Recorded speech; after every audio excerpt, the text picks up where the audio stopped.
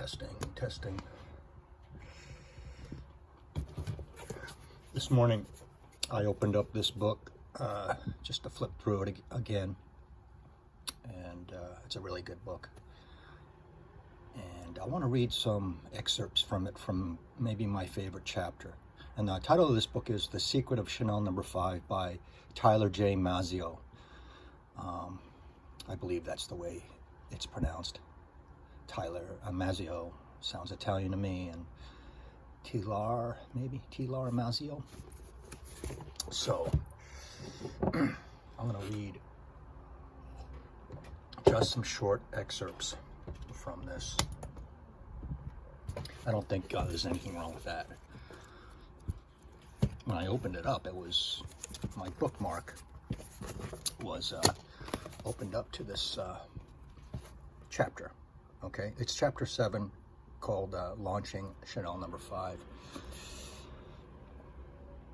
And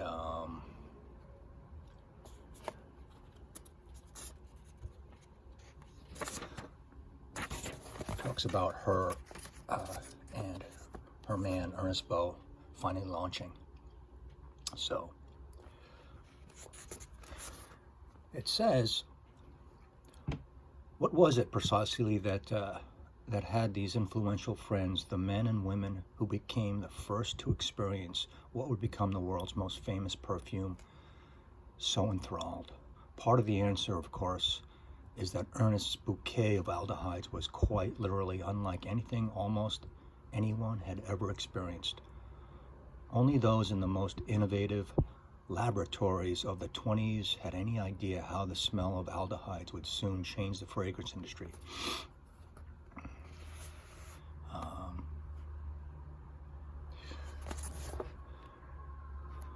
Think of all the possible smells of the world. There are more than 100,000. Even an average untrained person can recognize upward of 10,000.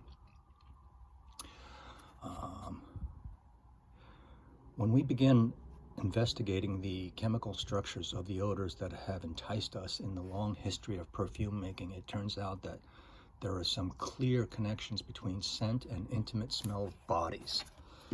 Okay, so sensuality. Coco Chanel certainly understood and felt this relationship. Smell was always the keenest of her senses, and to explain the intensity of how she lived with scent, she would claim, "In the lily of the valley they sell on the 1st of May. I can smell the hands of the kid who picked it." That's incredible if that claim is true. The idea that flowers smell like bodies, of course, seem like a strange proposition.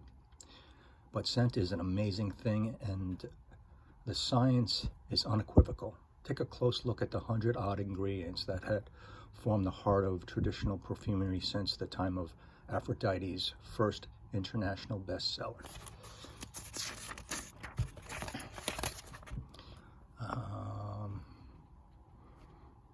Let's see.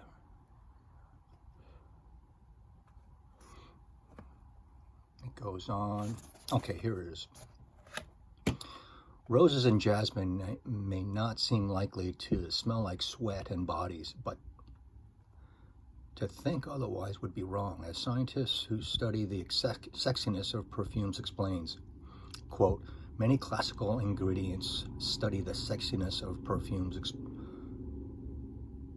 Many classical ingredients of natural origins in perfume making are reminiscent of human body odors. Unquote. It has taken modern science to release that either. As early as the 17th century, the poet John Donne wrote about the sweet sweat of roses, quote unquote.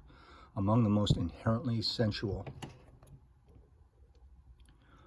have always been the scents of jasmine, orange blossom, honeysuckle, tuberose, and ylang-ylang. Flowers that, chemically speaking, have particularly high proportions of the scent molecule known as indole. Those indoles are the smell of something sweet and fleshy and just a little bit dirty. Yeah, that makes sense.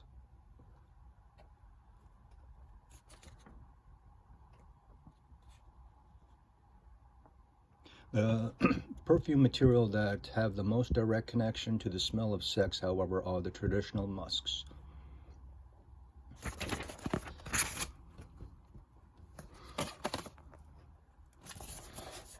Okay. And Chanel number 5 became a sensation in fashionable circles in just a matter of a few short months. And it was the night in a restaurant. And it was this night in a restaurant in Cannes that started its dizzying rise to fame.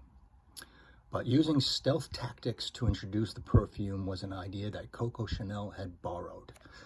I think she didn't advertise, right? She wanted word of mouth, and she was very, what do you call it, laissez-faire about it, or,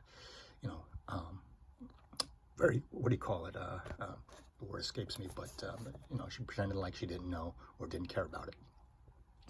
For years, she had been watching as some of the great businessmen in the era made spectacular fortunes in the perfume industry, and she had been taking note of how they managed it.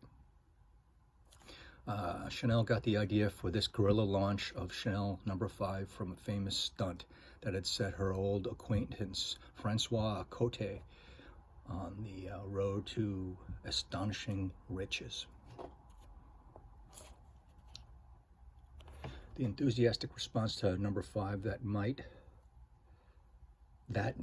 in the restaurant also convinced her that her intuition was right about other idea that had marketing in that autumn.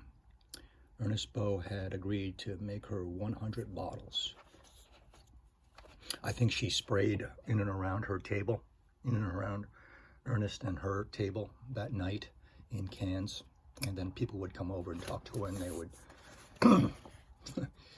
just notice the scent that they have never smelled ever before in the air, and then they questioned her about it. And then at the end of the chapter, when these women of fashion came to her boutique and asked for more of that wonderful scent, she told them very coyly, yeah, that's the word I was looking for. She's very coy about it. That's business, right? That never occurred to her that it was a fragrance that she might sell, and hinted that it was just a little souvenir that she had discovered at some out-of-the-way perfumery in Grasse. She claimed that she couldn't remember even where she had found it, and feigning surprise at the eager response fueled the fires of their interest by pretending to solicit advice. Did they really think that she should try to get some more? Perhaps it was possible. We'll see. Well, thank you, dear. We'll see. I'll look into it. She probably told them. The legend is she officially released 5 in May 5th, 1921, the 5th day of the 5th month, to pay homage to her magic number, however unfounded. In fact, Chanel number 5 appeared quietly in the shelves of her boutiques in 1921. Advertising would not be part of the secret of its success for many decades to come. Well, after it stood on its own,